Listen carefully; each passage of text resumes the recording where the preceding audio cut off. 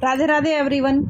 जो अमावस्या सोमवार के दिन आती है उसे सोमवती अमावस्या कहते हैं। इस दिन सुहागन स्त्रियां अपने सुहाग की लंबी आयु और घर में सुख शांति और समृद्धि के लिए पीपल के वृक्ष की 108 परिक्रमाएं करती हैं। आज के दिन आसपास जहां पर भी पीपल का वृक्ष हो वहां पर आप इस पूजन को कर सकते हैं। अगर किसी कारण से आप मंदिर नहीं जा पा रहे हो तो सेम इसी विधि से आप अपने घर पर भी तुलसी जी की पूजा और परिक्रमा कर सकते हैं। हमारे घर के पास में मंदिर है तो हम पीपल का पूजन करने के लिए मैं मंदिर में आ गई हूँ। तो यहाँ पर मैंने पूरा श्रृंगार कर लिया है और श्रृंगार करके ही ये पूजा की जाती है। सुबह सुबह आप इस पूजन का करें क्योंकि इसकी पूजा के बाद ही आप कुछ ग्रहण कर सकते हैं, यानी कि खा पी सकते हैं अगर आपने व्रत रखा हुआ है तो। मैं सारी सामग्री लेकर पीपल के पेड़ के पास आ गई हूँ और इस पूजन में पीपल का बहुत महत्व रहता है क्योंकि अमावस्या के दिन पीपल का पूजन और फेरी जरूर देनी चाहिए। और जब भी हम किसी देव वृक्ष का पूजन करते हैं ना तो उसे जल से सींचते हैं सबसे पहले। तो मैंने यहाँ पर लोटे से पूरे वृक्ष पर को जल से अच्छे से सींच दिया है। अब मैं बैठकर आराम से यहाँ पर पूजन करूँगी। तो देखिए, सबसे पहले तो मैंने चारों तरफ से जल की एक फेरी लगाते हुए पूरे जल से मैंने अपने पीपल के वृक्ष को सींच दिया। और उसके बाद अब हम यहाँ पर बैठकर हम यहाँ पर पूजा करेंगे क्योंकि इसकी पूजा में टाइम लगता है, तो आराम से बैठकर आप पूजा कर सकते हैं। तो सबसे पहले यहाँ पर जो मैं लेके आई हूँ अपनी सामग्री वो मैं यहाँ पर एक साइड में रख लेती हूँ। और उसके बाद मैंने यहाँ पर चंदन और हल्दी से मैं घोल लगा के लाई हूँ। आप चाहो तो उसे चंदन से भी तिलक कर सकते हो या आप ये इस टाइप से घोल भी बना सकते हो। तो यहाँ पर मैं सोमा धोबन का चित्र बना रही हूँ। तो आप पीपल के पत्ते पर भी ये चित्र बना सकते हैं या किसी कागज़ पर भी बनाकर ला सकते हैं। बस एक देवी जैसी आकृति बनानी है। तो उसके बाद हमने सोमा धोबन का चित्र, क्योंकि इसकी पूजा में सोमा धोबन का भी पूजा होती है, कथा कही जाती है। और उसके बाद मैंने स्वास्तिक बना लिया है क्योंकि स्वास्तिक में गणेश जी का वास होता है, इसलिए आप स्वास्तिक भी ये भी पीपल के पत्ते पर भी बना सकते हो या आप ये कोई सुपारी से भी इसकी गणेश जी की मानकर उसकी पूजा कर सकते हैं। तो यहाँ पर मैंने स्वास्तिक बना दिया क्योंकि स्वास्तिक में गणेश जी विराजमान रहते हैं, तो इसलिए मैंने स्वास्तिक का रूप दे दिया है। और उसके बाद हमें 108 टिक्कियाँ लगानी है। तो देखिए, यहाँ पर आप एक एक करके भी टिक्की लगा सकते हो और आप चाहो तो अपनी उंगलियों से 5-5 करके भी सभी उंगलियों को एक बार डिप करके और ये टिक्कियाँ लगा सकते हो। हमने यहाँ पर पीपल के वृक्ष का अच्छे से श्रृंगार कर दिया है। पीपल के वृक्ष को यहाँ पर मैंने देव वृक्ष माना जाता है क्योंकि यहाँ ब्रह्मा विष्णु महेश का इसमें वास होता है, तो इसकी पूजा करना सौभाग्य का प्रतीक होता है। यहाँ पर आप चाहे तो कोई वस्त्र भी उठा सकते हैं। अब यहाँ पर मैं सबसे पहले दिया तैयार कर लेती हूँ। आज के दिन रुई की बत्ती नहीं लेनी होती है, तो यहाँ पर मैंने कलावे से बत्ती बनाई है। और उसमें सोमवती अमावस्या में या भी जो भी अमावस्या आती है, पीपल के वृक्ष के नीचे हमेशा तेल के का ही दिया लगता है। और सोमवती अमावस्या के दिन मूल और तूल को स्पर्श नहीं किया जाता, यानी कि हमने यहाँ पर देखिए, मैंने यहाँ पर उसके कलावे से बत्ती बनाते हुए मैंने दीवे को प्रज्वलित कर दिया है। अब मैं सबको तिलक करूँगी, गणेश जी को तिलक करूँगी, सोमा मैया को तिलक करूँगी। और उसके बाद मैंने यहाँ पर चंदन से तिलक कर दिया है, रोली से तिलक कर दिया है। और उसके बाद मैंने अक्षत समर्पित कर दिए हैं यहाँ पर दोनों को।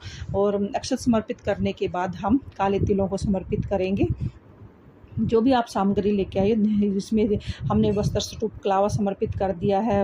और ये देखिए, यहाँ पर इस तरीके से मैंने कलावा चढ़ा दिया है। और अब हम काले तिल जरूर समर्पित करने चाहिए क्योंकि अमावस्या के दिन पीपल के वृक्ष पर काले तिल का मेन महत्व रहता है। जो भी श्रृंगार की सामग्री आप लाए हो तो आप सोमा मैया को, सोमा माता को आप इसको समर्पित कर देना। और क्योंकि सोमा मैया को श्रृंगार जो होता है वो चढ़ाना बड़ा शुभ माना जाता है, इससे हमारे श्रृंगार की जो सोमा धोबन है वो श्रृंगार समर्पित करें क्योंकि इससे और सुहाग भी जरूर लेना होता है। तो सोमा धोबन को श्रृंगार देती भी है और क्योंकि इन्होंने जान बचाई थी कि इनके सुहाग की एक कहानी में दिया गया है। अब मैंने सुहाग समर्पित कर दिया, फल फूल समर्पित कर दिए हैं, मिठाई समर्पित कर दी है। जो भी मैं मिठाई, अगर मिठाई ना भी ला सको तो पतासे लाकर भी आप उसको समर्पित कर सकते हैं। दक्षिणा जरूर समर्पित करें। और सभी चीज़ें समर्पित करने के बाद देखिए, अब मैंने सुहाग लिया है इनसे, अपना वहाँ से थोड़ा सा चुटकी में सिंदूर लेकर अपने मांग में जरूर भरे। तो ये सुहाग लेना कहते हैं, सोमा धोबन सबको सुहाग देती है, इसलिए इससे सुहाग लेना बड़ा शुभ माना जाता है। उसके बाद हम जो हमारे पीपल देव हैं उनको हम कलावा समर्पित करेंगे। देखिए, मैंने उनको ये फेरी देते हुए वस्त्र स्वरूप कलावा लपेट दिया है। और ओम नमो भगवते वासुदेवा का जाप करते हुए हमें ये कलावा लपेटना है। देखिए, जैसे मैंने कलावा लपेट दिया है, अब हम बैठकर हाथ में फूल और अक्षत लेकर कथा सुनते हैं। कथा सुनते समय एक जल का लोटा साथ लेकर बैठते हैं और कथा सुनने के बाद जो फूल और जल है, जो फूल और हमने अक्षत हाथ में लिए हुए हैं, उसके बाद जैसे ही हमारी कथा संपूर्ण हो जाती है वो हम पीपल के वृक्ष में हम उसको छोड़ देते हैं। और उसके बाद जो जल का लोटा है तो उसको हम उसमें पीपल देव में उसको समर्पित कर देते हैं। उसके बाद फ्रेंड्स अब हमने फेरियाँ लगानी हैं, तो फेरियाँ इसमें आप ड्राई फ्रूट से भी फेरियाँ दे सकते हो, क्योंकि इसमें कोई भी खाने की वस्तु आप ले सकते हो। या गिनकर 108 लेनी होती है, गिनकर ही घर से आप ला सकते हो।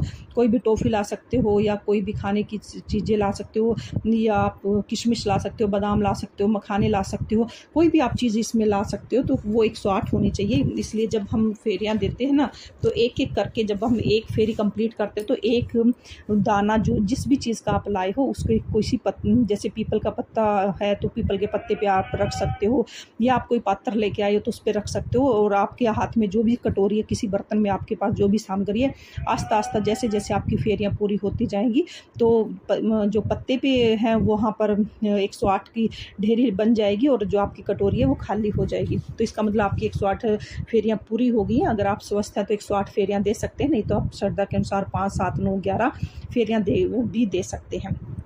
तो हमें जैसे 108 परिक्रमाएँ वैसे इसमें शुभ मानी जाती है, क्योंकि सोमवती अमावस्या पर 108 फेरियों का ही महत्व दिया गया है। परिक्रमा करने के बाद फ्रेंड्स हमें अपनी जो भूल चूक हुई है पूजा में उसके लिए क्षमा प्रार्थना करनी है, और सोमाधोबन से अपने पति की लंबी आयु के लिए प्रार्थना करनी है, और अपने घर में सुख शांति समृद्धि के लिए उनसे आशीर्वाद लेना है। तो फ्रेंड्स इसके जो व्रत होते हैं वो 3 साल के भी होते हैं। कई लोग अपने पति की लंबी आयु के लिए 3 साल का ही सोमवती अमावस्या के व्रत रखती है। सोमवती अमावस्या से ही उठाए जाते हैं, और इसका जो उद्यापन होता है सोमवती अमावस्या से ही इसका उद्यापन किया जाता है 3 साल के बाद। लेकिन 3 साल के में अगर जब तक आपकी सोमवती अमावस्या नहीं आती है तब तक आप इसका उद्यापन नहीं कर सकते हैं, क्योंकि ये उठाई भी सोमवती अमावस्या जिससे जाती है और उद्यापन भी सोमवती अमावस्या से किया जाता है। तो उसके बाद हमने जो भी हम सामग्री लेके आए थे हमने यहाँ पर सब चढ़ा दी है। तो पूजा करने के बाद फेरियाँ से जो सामग्री है वो सब हम यहाँ पंडित जी ले लेंगे, क्योंकि हमारा तो मंदिर है तो यहाँ पर सारी सामग्री पंडित जी उठा लेते हैं। तो अगर आप कहीं बाहर ये पूजा कर रहे हैं तो आप ये सामग्री किसी को आप दान में दे सकते हैं, और या आप किसी गरीब को भी दे सकते हैं। जो भी भोग प्रसाद आपने यहाँ पर लगाया है आप ये सब भोग प्रसाद यहाँ पर छोड़ के जाना है, क्योंकि ये भोग प्रसाद पंडित जी लेते हैं हमारे यहाँ। तो और ये पूरा भोग प्रसाद पंडित जी के यहाँ पर चला जाता है। और अगर आपने जो सोमा धोबन को जो श्रृंगार का सामान चढ़ाया है वो श्रृंगार का सामान आप उसमें से थोड़ा सा कुछ ले सकते हैं, या बिंदी का पत्ता ले सकते हैं, या 1-2 चूड़ी ले सकते हैं। उसके बाद बाकी श्रृंगार का सामान यही छोड़ के जाना है, और पंडित जी उस सामग्री को खुद ले लेते हैं। फ्रेंड्स ये छोटी सी सरल पूजा विधि आपको कैसी लगी है सोमवती अमावस्या की? अगर आपको ये पूजा पसंद आई तो प्लीज़ वीडियो को लाइक करें, चैनल को सब्सक्राइब करें। फिर मिलते हैं किसी और वीडियो के साथ, तब तक के लिए हरे कृष्णा, राधे राधे।